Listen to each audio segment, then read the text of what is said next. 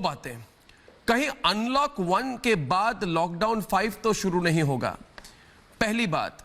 दूसरी बात है कि अगर इतना काम किया भारत सरकार ने, अगर आपने, लोग कहते हैं कि 1 करोड़ लोगों को घर वापस भेजा, 4000 श्रमिक स्पेशल ट्रेन चले, 22,000 शेल्टर होम बनाए गए, इतना काम अगर किया गया तो फिर क्या प्रवासियों तक जो ये बात बनाई गई माइग्रेंट क्राइसिस, क्या प्रवासियों तक सही संदेश आप नहीं पहुंचा पाए? ये माइग्रेंट क्राइसिस वाली बात, ये नैरेटिव कैसे बनी?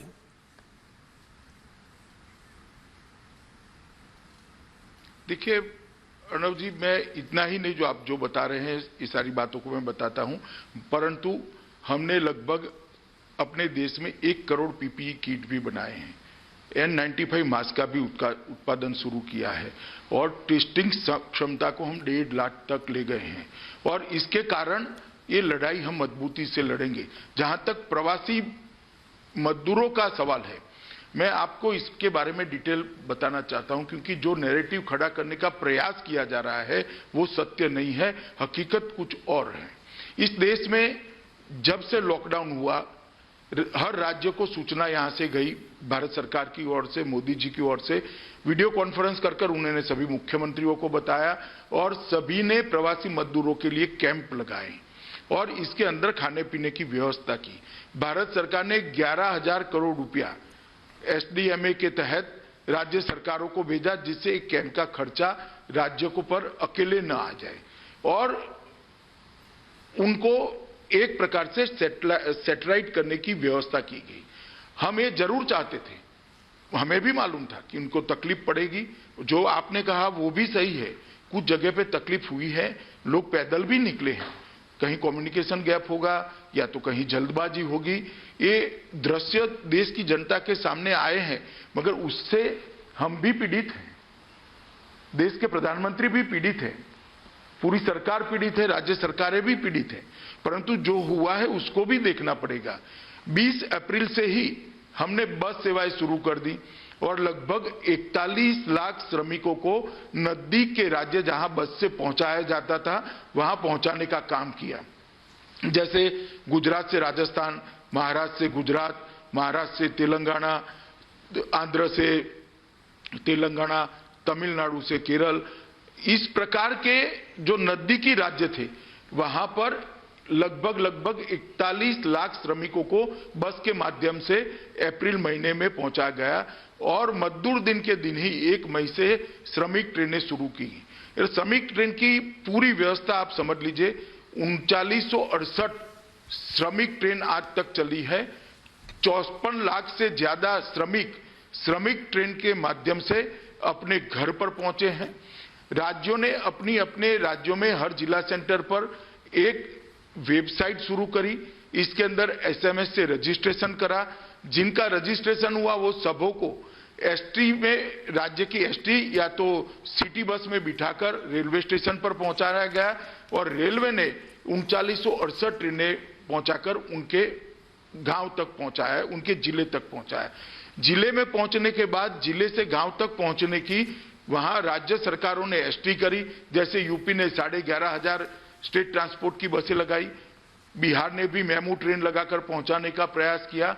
उनको क्वारंटाइन किया गया और क्वारंटाइन करने के बाद उनको 11 दिन तक पूरी भोजन की व्यवस्था करी और जब वो क्वारंटाइन से निकलते थे उस वक्त क्वारंटाइन से निकले हुए मजदूर को 1,000 रुपया, 500 रुपया, 2,000 रुपया राज्य सरकारों ने दिया, जो टिकट के अवेज में था। कुछ लोगों ने टिकटें भी पूरी ली हैं और उनको राशन भी दिया गया। लगभग रेलवे ने 1.5 करोड़ से ज्यादा लोगों को मुफ्त भोजन दिया है और लगभग 2.5 करोड़ से ज्यादा पानी की बोतलें देने का भी काम किया है। मगर और ये पूरी व्यवस्था सभी, मुझे 1 मिनट सुन लीजिए, पूरी व्यवस्था सभी राज्य सरकारों ने और केंद्र सरकार ने मिलकर करी है। रेलवे को मैं बधाई देना चाहता हूं कि इनके पास रूट के ड्राइवर न होने के बावजूद भी इतनी ट्रेनें लगाई क्योंकि एक रूट का जो ड्राइवर होता है वो अपने रूट पर ही ट्रेन चला सकता है, परंतु रेलवे ने इसकी भी व्यवस्था कर लगभग 4000 ट्रेनें चलाई हैं। अब पूछिए अर्णव जी। नहीं, मैं कह रहा हूं आपके आंकड़ों पर कोई शक नहीं है, मगर मेरा सवाल कुछ और था। मुझे लगता है कि हर बार जब आपकी मीटिंग्स होती थी मुख्यमंत्रियों के साथ, प्रधानमंत्री नरेंद्र मोदी की मीटिंग्स होती थी, सब जो हमारे जो मंत्री आते हैं प्रोग्राम पर, आज असम के हिमंता बिस्वा शर्मा सुबह आए थे हमारे प्रोग्राम पर और तमिलनाडु से भी आए थे, 3-4 मंत्री थे, सुधाकर जी थे कर्नाटक से, सबने कहा कि मीटिंग में सब लोग एकमत हो जाते हैं कि ऐसा हमें स्ट्रैटेजी करना चाहिए। मीटिंग के बाद पब्लिक फोरम पर बात बिल्कुल अलग हो जाती है। तो मैंने नैरेटिव पर सवाल पूछा था, आपने नैरेटिव पर मुझे जवाब नहीं दिया कि कोरोना की लड़ाई पर जिस तरह की राजनीति देखी गई, नहीं मैंने क्या उसकी वजह से इस चुनौती से निपटने में मुश्किलें आई? सोनिया गांधी उन्होंने कहा बिल्कुल अनप्लैंड है। आज ही रणदीप सुरजेवाला उन्होंने कहा ये स्ट्रेटेजी क्या है, अनलॉक नहीं है, 5th लॉकडाउन है, कोई स्ट्रेटेजी नहीं है, कोई ब्लूप्रिंट नहीं है। जबकि मुझे लोगों ने कहा कि अशोक गहलोत और अमरिंदर सिंह जो कांग्रेस के मुख्यमंत्री है, मीटिंग में बिल्कुल और बात करते थे, मगर पब्लिक फोरम पर वो नकारात्मक बात चलती थी। और अमित शाह जी, जैसे अंग्रेजी में कहा जाता है, lie repeated 1000 times becomes a truth. अगर झूठ को 1000 बार बोला जाए तो उसको सच माना जाएगा। आपकी अप्रोच बहुत टफ रही है, मगर इस बार ये फेक न्यूज की फैक्ट्री, उसके साथ साथ इस तरह की पॉलिटिक्स पर आपने रिस्पॉन्ड क्यों नहीं किया 2 महीने से? ऐसा नहीं है, हमने रिस्पॉन्ड किया है, मगर अभी जरूरत है सभी राज्य सरकारों को साथ में रखकर काम करने की। मैं आपको बताता हूं, कुछ वक्रदृष्टा लोग जो होते हैं उनको सीधा सरल भी वक्र ही दिखाई पड़ता है। इनका इलाज मेरे पास नहीं है अर्णव जी, इनका इलाज जनता के पास है, और शायद इसीलिए आज वो विपक्ष में बैठे हैं। मगर एक आप उदाहरण दो। उनको ये पूछना अमित शाह जी, एक चाहता हूं कि उदाहरण दो। अभी एक उदाहरण दो अमित शाह जी। ये सुनिए ना, मुझे सुनिए जरा। नहीं, आप बोलिए। कुछ लोग कहते हैं 7500 रुपया भेज दो, 10,000 रुपया भेज दो एक अकाउंट में। उनको मालूम नहीं है कि हमने कितना पैसा भेजा है। और भाई ये 7500 रुपया वाली स्कीम तो लेकर आप निकले थे 19 के चुनाव में, जो जनता ने रिजेक्ट कर दी। कब तक लेकर घूमोगे, कब तक लेकर घूमोगे?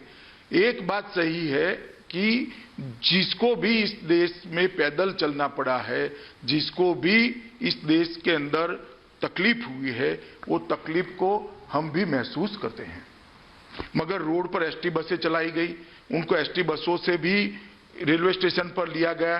कितना किया है इसका कोई हिसाब है? और मैं पूछना चाहता हूं कांग्रेस पार्टी की अध्यक्षा से, 10 साल में जब आपका शासन था कितनी आपदाएं आई, कितने कैश भेजे थे, भेजती कैसे आप? बैंक अकाउंट ही नहीं थे। बैंक अकाउंट तो 60 साल तक आपने नहीं खोले, हमने खोले। वो बात मैं समझ गया, मगर जो मैंने, और इसीलिए जो अगर पैसा